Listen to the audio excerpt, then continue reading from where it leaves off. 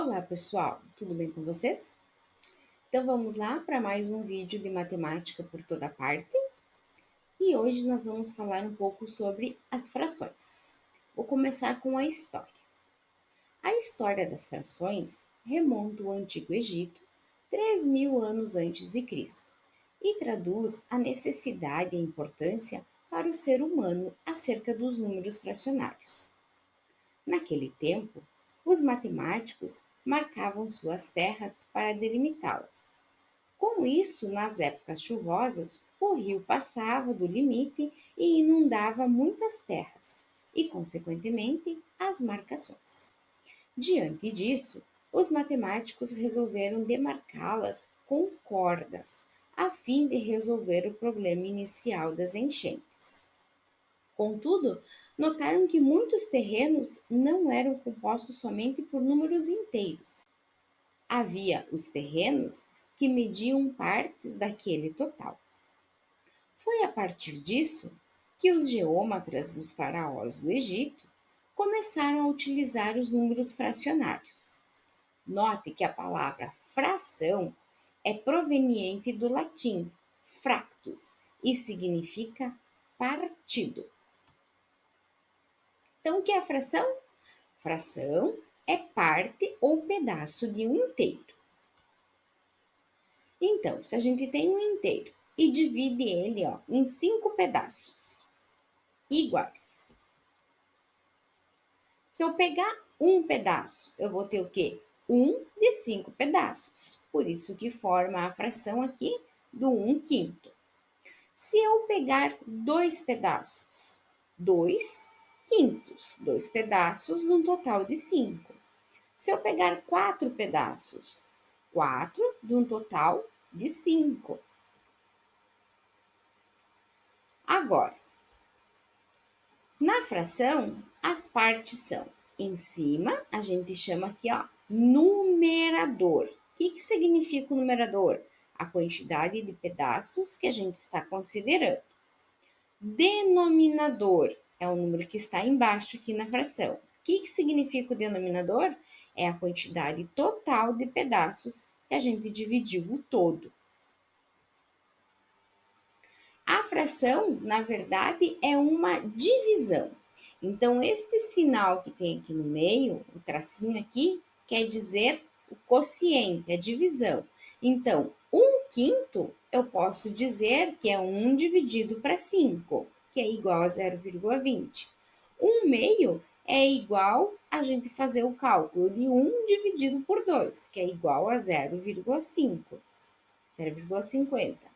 E 1/4 é igual a 0,25. Como que a gente lê fração? Isso vocês já sabem, né? 1/10, centésimo, 1 milésimo. Agora, quando a gente tem o denominador de 2 até 9, tem nome especial. Então, quando é 2, a gente vai ler 1/2, quando é 3, a gente vai ler 1/3, quando é 4, lê 1/4, quando é 5, 1/5, quando é 6, 1/6, quando é 7, 1/7, quando é 8, 1/8, quando é 9, 1/9. A partir do 10, o 10 então tá aqui, 1/10.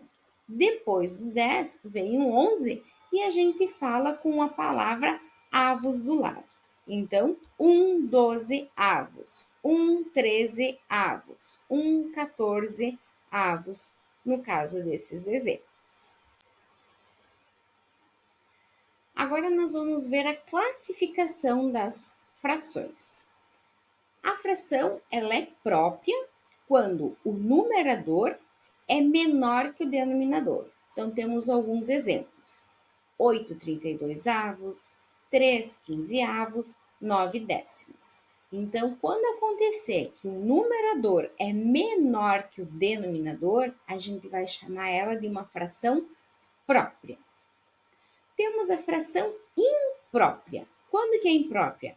O numerador é maior que o denominador.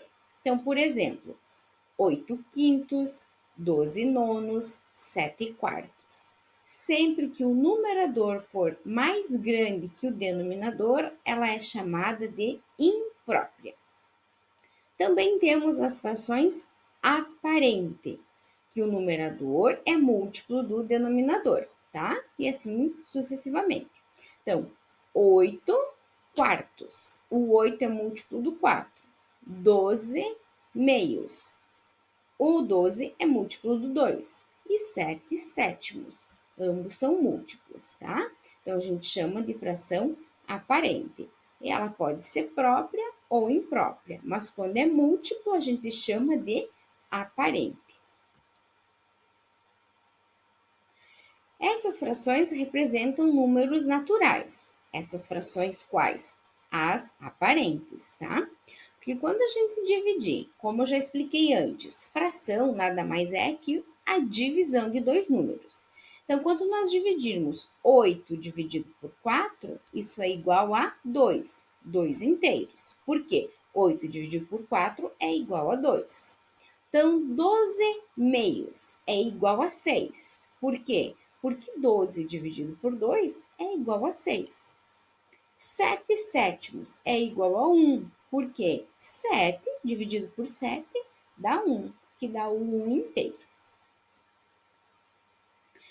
Entendido, pessoal? Demos uma revisada, um pouquinho da classificação, espero que vocês tenham entendido, tá? E até mais!